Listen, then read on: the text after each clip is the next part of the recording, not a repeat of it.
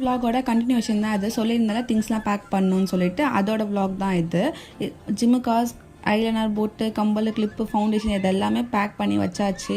Once நான் வந்து miss பண்ணிட்டேன்னா அங்கேருந்து இங்கே வரணும் அவள் வீட்டிலேருந்து. ஸோ அதனால் 1க்கு 2 வாட்டி எல்லாமே பேக் பண்ணி கட்டப்பையில் எடுத்து நான் வச்சுக்கிட்டேன். ஸ்கின் கேர் கொஞ்சம் பண்ணலாமே, நான் ஃபங்க்ஷன் போய் கொஞ்சம் மினுக்கலாமேன்னு சொல்லிட்டு பொட்டேட்டோலாம் போட்டு கொஞ்சம் பேஸ்ட் மாதிரி பண்ணி ஃபேஸ் பேக் தான் அப்ளை பண்ணியிருந்தேன் குளிக்கிறதுக்கு முன்னாடி.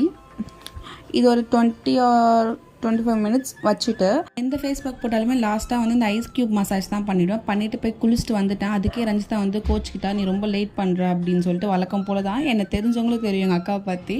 ஸோ அதனால் வந்து குளிச்சுட்டு வந்த முதல் விஷயமே வந்து சன்ஸ்க்ரீன் போட்டுட்டு கிளம்பியாச்சு. கொஞ்சமாக ஜூஸ் போட்டிருந்தேன், மதியம் சாப்பிடல எதுவும். ஸோ அதனால் வந்து ஜூஸ் குடிச்சிட்டு அப்படியே சங்கீதா வீட்டுக்கு வந்தாச்சு. அங்கே போய் பார்த்தா தெரிந்து ஒரு பக்கம் லேடிஸ் சாப்பிட்டுட்டு இருக்காங்க, ஒரு பக்கம் ஜென்ஸில் கார்ட்ஸ் விளையாடிட்டு இருக்காங்க. இல்லை சடப்பாவங்களை இதுக்காக நான் அடிச்சு பிடிச்சி வந்தேன்.